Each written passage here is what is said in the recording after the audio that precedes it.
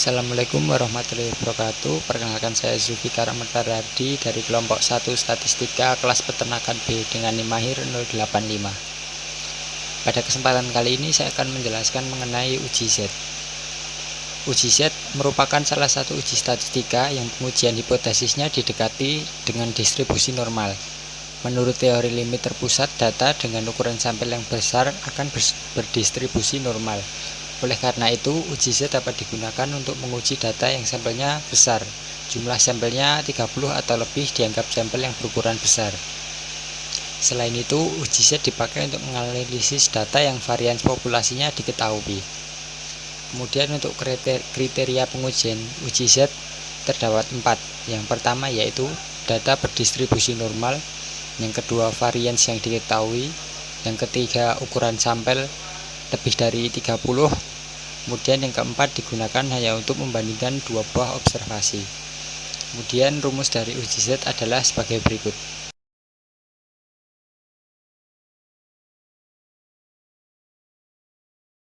Assalamualaikum warahmatullahi wabarakatuh. Perkenalkan, nama saya Iqbal Nurkolis dengan NIM 108. Di sini saya akan menjelaskan mengenai contoh soal dari uji Z dua pihak.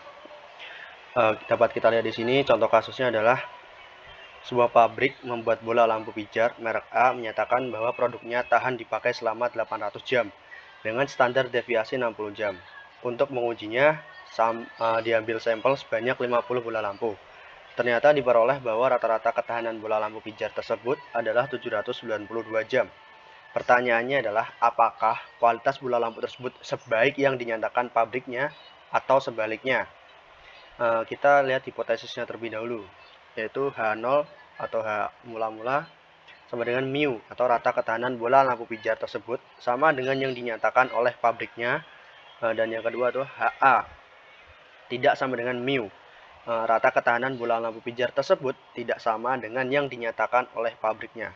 Kemudian kita analisis dengan rumus Z hit sama dengan Y min mu per tau per akar N sama dengan 792 dikurangi 800 per 60 per akar 50 sama dengan negatif 0,94. Kemudian untuk Z tabelnya, Z alpha per 2 sama dengan Z 0,025 sama dengan 1,960. Nilai Z table dapat diperoleh dari tabel 1 dengan menggunakan tabel 1, maka nilai Z 0,025 adalah nilai pada perpotongan alfa baris 0,02 dengan alfa kolom 0,005, yaitu 1,96. Untuk diketahui bahwa nilai Z alpha adalah tetap dan tidak berubah-ubah berapapun jumlah sampel. Nilai Z 0,025 adalah 1,96 dan nilai Z 0,05 adalah 1,645. Untuk tabel satunya dapat dilihat di sini ya, nilai Z dari luas. Saya diamkan sejenak agar teman-teman bisa melihat. Jika memang kecepatan bisa di pause ya. Kemudian langkah selanjutnya adalah kriteria pengambilan kesimpulan.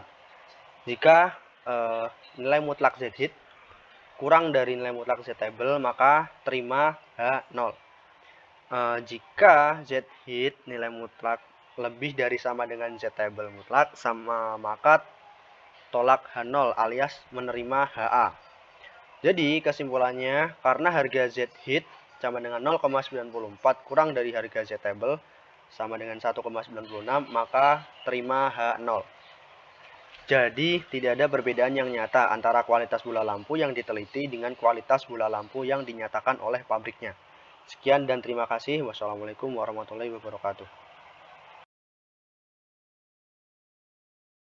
Baik teman-teman, perkenalkan nama saya Bima Sablaudaya dengan NIM 2301 0121130101. Di sini saya akan menjelaskan tentang soal dari uji Z satu pihak. Tanpa berlama-lama kita langsung saja ya ke videonya.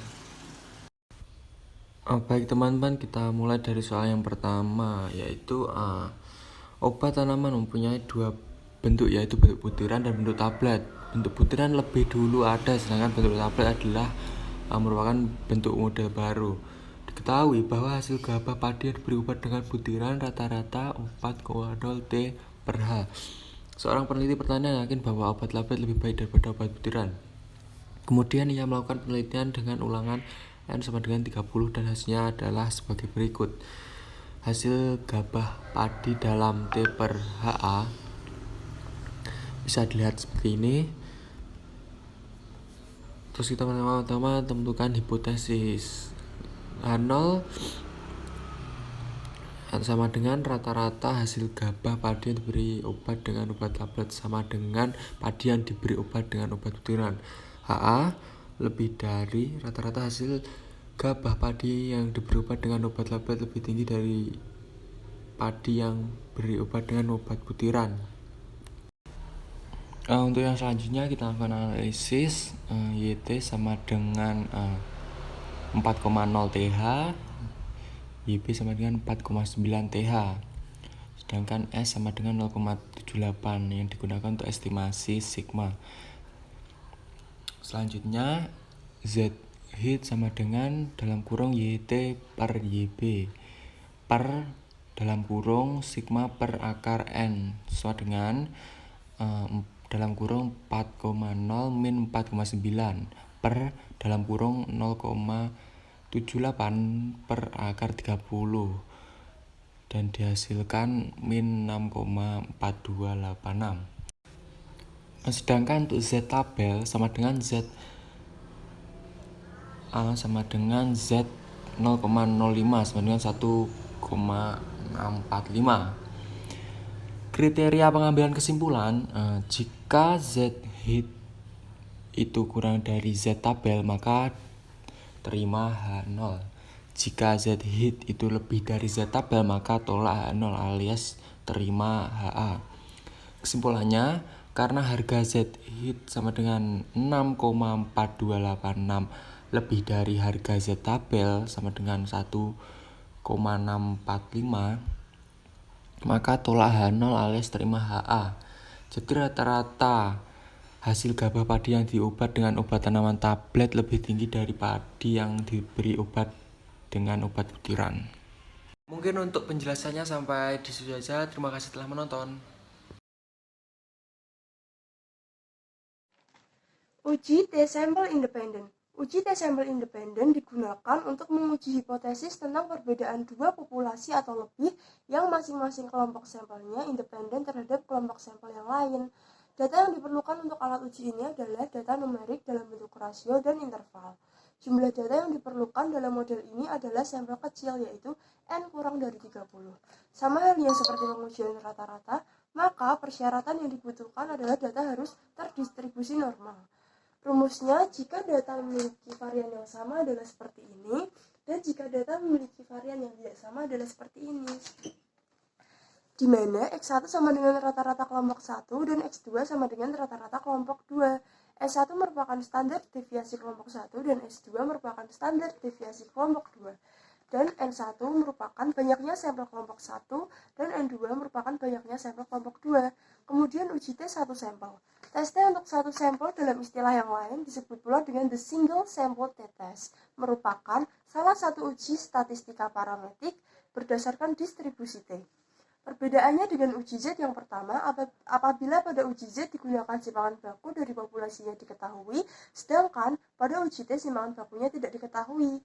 Dan yang kedua, pada uji Z, sampel yang digunakan dalam penelitian dalam jumlah yang besar, yaitu N lebih besar dari 25, sedangkan pada uji T dalam jumlah yang kecil, yaitu N kurang dari 25.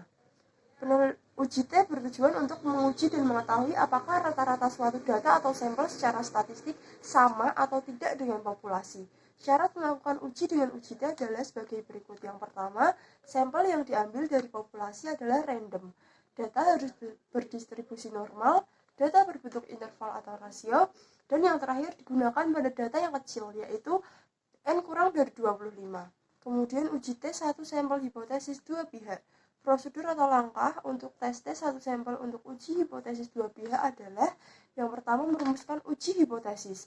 Dalam hal ini, uji hipotesisnya adalah uji hipotesis dua pihak, yaitu H0 bagi mu sama dengan mu0. H0 dibagi mu tidak sama dengan mu0. Yang kedua, mencari harga sigma F. sigma fx, dan sigma fx kuadrat dengan menggunakan tabel kerja bantu. Yang ketiga, mencari nilai rata-rata dengan rumus negatif fx. Dan yang keempat, mencari standar deviasi pada sampel dengan rumus sigma xi kuadrat dikurangi sigma xi kuadrat per n dibagi n-1. Yang kelima, menentukan nilai standar error rata-rata pada sampel dengan rumus Sx sama dengan S per akar n. Yang keenam, mencari harga T dengan rumus T sama dengan X dikurangi mu per Sx. Yang ketujuh, menentukan T tabel dengan cara harga dekat sama dengan N dikurangi 1. Dan yang terakhir, menarik kesimpulan dengan cara membandingkan harga T hitung dengan T tabel. Terima HO apabila T hitung kurang dari T tabel.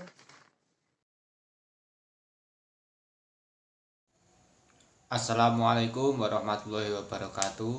Perkenalkan, nama saya Muhammad Nabil Al-Faruq dengan NIM 23010121130099. Seorang peneliti ingin membuktikan apakah rata-rata bobot badan kucing kampung yang mengonsumsi protein nabati lebih tinggi daripada rata-rata bobot badan kucing yang mengonsumsi protein hewani. Telah diambil sampel secara acak terhadap 10 ekor kucing kampung yang mengonsumsi protein nabati dan 12 ekor yang hanya mengonsumsi protein hewani. Didapatkan hasil bahwa rata-rata T bobot badan kucing kampung yang mengonsumsi protein nabati 3,8 kg dengan standar deviasi 1,033 kg, sedangkan rata-rata bobot badan kucing yang hanya mengonsumsi protein hewani 3,7 kg dengan standar deviasi 0,78 kg. Ujilah pernyataan tersebut dengan alfa 5%. Perhitungannya, kita harus menentukan uji kesamaan varian. Kita membuat hipotesis 0 dan hipotesis alternatif. Taraf signifikasinya sama dengan 5%. Kemudian kita melakukan uji statistik atau uji F dengan rumus simpangan baku terbesar kuadrat diplus simpangan baku terkecil kuadrat dan menghasilkan F hitung sama dengan 1,75. Daerah kritis HO ditolak jika F hitung lebih besar dari tabel. F tabel diperoleh 2,90.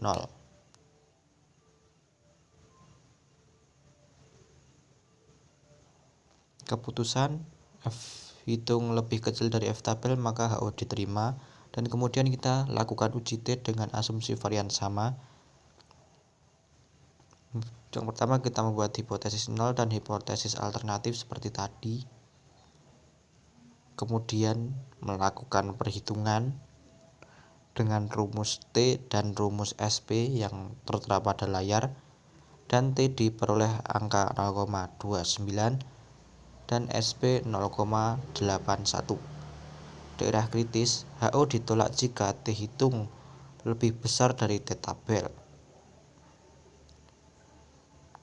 Nilai DF diperoleh dari N total dikurangi K atau banyak pelakukan dan diperoleh angka 20. Berdasarkan tabel, T hitung lebih kecil dari T tabel, maka HO diterima. Kesimpulannya, rata-rata bobot badan kucing kampung yang mengonsumsi protein nabati sama dengan bobot badan kucing kampung yang mengonsumsi protein hewani. Perkenalkan, saya Titan Moraditya dengan NIM 2301012113 dari kelas B Peternakan. Di sini saya akan menyampaikan bagaimana penjelasan dari uji T sampel dependent atau berpasangan. Dependent sample test atau sering diistilahkan dengan paired sample t-test adalah jenis uji statistika yang bertujuan untuk membandingkan rata-rata dua grup yang saling berpasangan. Dan menurut Ghazali pada tahun 2013, uji beda t-test digunakan untuk menguji seberapa jauh pengaruh variabel independen yang digunakan dalam penelitian ini secara individual dalam menerangkan variabel dependen secara parsial. Dalam pengambilan keputusan digunakan dalam uji T adalah sebagai berikut. Untuk yang pertama yaitu jika nilai probabilitas signifikan lebih dari 0,05, maka hipotesis ditolak atau memiliki arti variabel independen tidak berpengaruh signifikan dalam variabel dependen.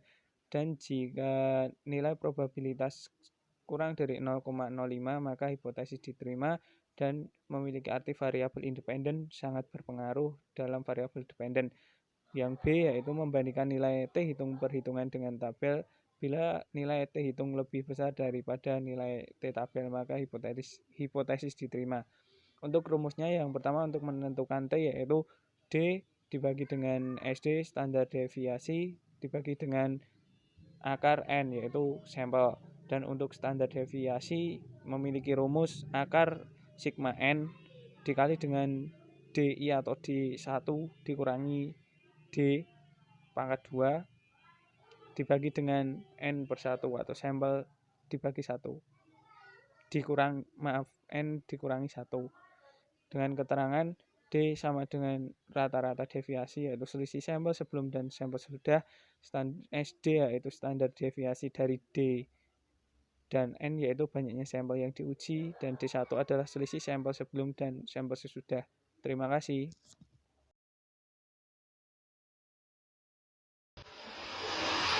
Assalamualaikum warahmatullahi wabarakatuh. Perkenalkan, nama saya Novita Sri Nugraini dengan NIM 230101111301114. Pada kesempatan kali ini saya akan menjelaskan mengenai contoh soal dari uji T sampel dependent. Untuk lebih jelasnya, mari kita simak video berikut ini.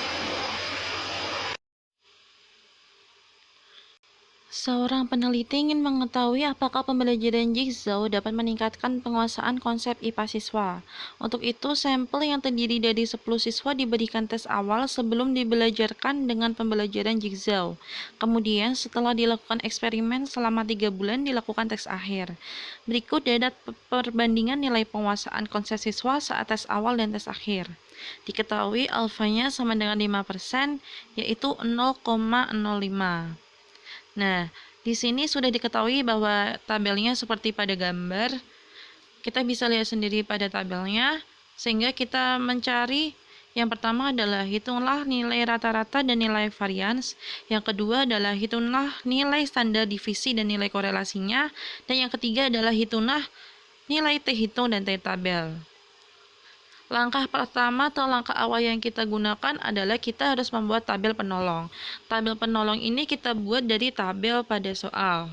Sehingga kita bisa mencari yaitu di tabel adalah awal, yaitu bisa disebut dengan XI, kemudian akhirnya yaitu YI, kemudian kita bisa mencari rata-rata dari X ini, kemudian Y rata-ratanya, sehingga kita menemukan pada tabel yaitu X1 atau SI dikurangi X rata-rata.